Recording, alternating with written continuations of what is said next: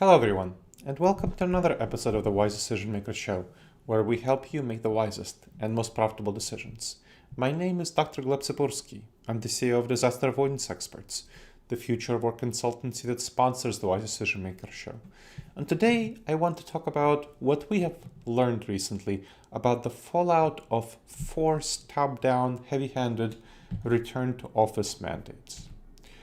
There are multiple reports that highlight the negative consequences of pretty rigid top-down return to office mandates. The Greenhouse Candidate Experience Report, that's from a staffing firm, the Federal Reserve Survey of Household Economics and Decision Making, Federal Reserve, and Unispace's Reporting for Good Report, space-oriented company.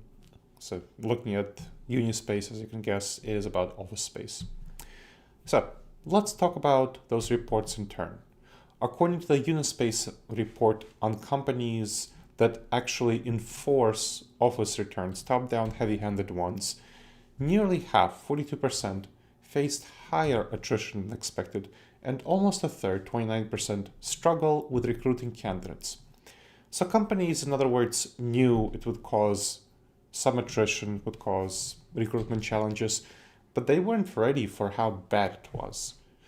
So again, nearly half, 42%, had higher attrition than they expected. They expected some attrition, but they had higher attrition than expected. According to the Greenhouse report, 76% of employees may leave companies if the companies don't offer some flexibility. And from employees from underrepresented groups are 22% more likely to leave. The SHED survey, that's the Federal Reserve, shows that shifting to traditional work arrangements generates the satisfaction similar to a 2 to 3% pay cut, which of course creates a lot of dissatisfaction among people. So let's talk about the triggers for employee attrition. There are several factors that cause people to consider leaving a company. One is increased compensation, another is greater job security and career advancement. So those are career-oriented factors. The next is flexible work, followed by positive company culture. So the desire for flexible work policies is second only to career-centric factors like pay, security, and promotion opportunities. So flexible work is incredibly important to people. What about employee feelings about choices in terms of coming to the office? So the Unispace report looked at staff feelings about returning to the office. Choice-based return was one approach, so where employees had a choice in how and whether to return to the office. They had some kind of option, they had a voice. 31% reported being happy, 30% motivated, and 27% excited. But if they didn't have a choice, if it was a mandate, top-down mandate, there was significantly less happiness at 27%, motivation 26%, and excitement at 22%.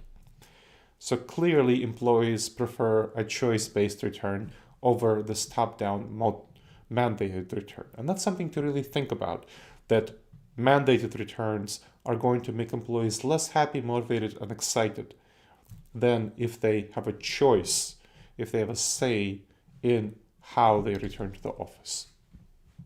So let's talk about a case study. So there was an insurance firm with about 2,000 employees that I worked with that saw significant attrition after a mandatory office return, which the Greenhouse report, that's similar to what the report found. And I helped them shift to a team-driven office return, where individual teams made the decision. So I was working with them as a consultant. I helped them shift to a team-based office return, which allowed for flexibility, collaboration, and mentoring.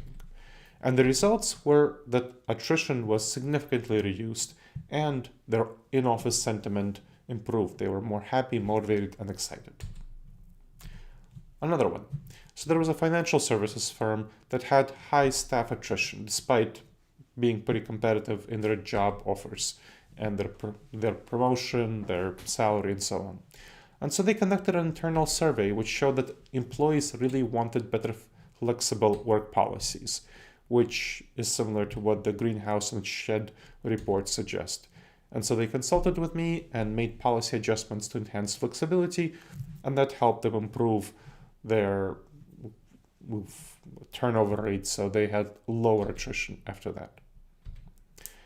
Another case study is a late-stage software as a service startup. They worked with me to introduce flexible work policies. And this had a clear immediate impact. This was employee turnover decreased, job applications increased, and that aligns with findings from all 3 reports. And that, by the way, happened actually before the pandemic, this SaaS startup. So they did it before the pandemic, and they had all of these benefits, and they continued it during the pandemic.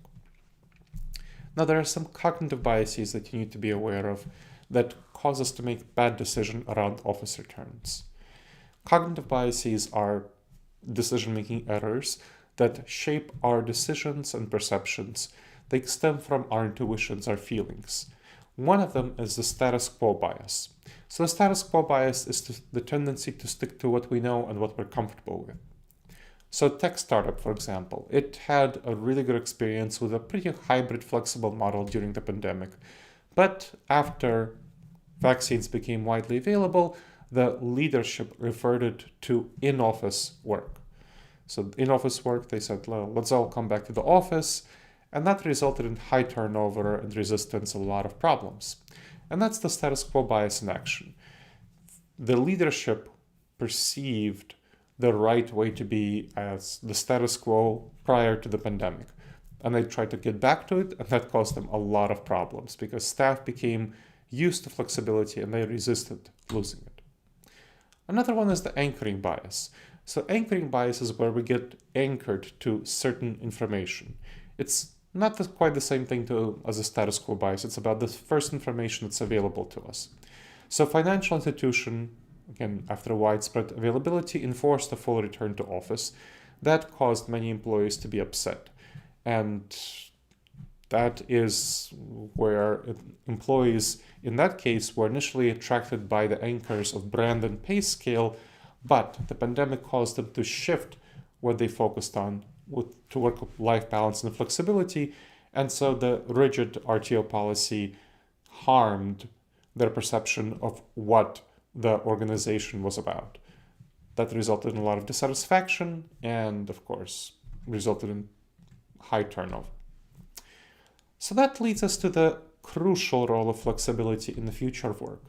We have those 3 reports from Greenhouse, the Federal Reserve, and Union Space, which show that firms must adopt flexible work or face real uncertainty around their people, around retention, recruitment, employee morale, engagement, happiness. In the future of work, flexibility is unquestionably essential. It's not a trend, it's the real new standard. It's the key for talent attraction and talent retention. Flexibility is the key for that. All right, everyone. I hope you enjoyed this episode of the Wise Decision Maker Show. Please make sure to subscribe wherever you checked out the show and leave a review. It helps other people discover the show and it helps us improve the show.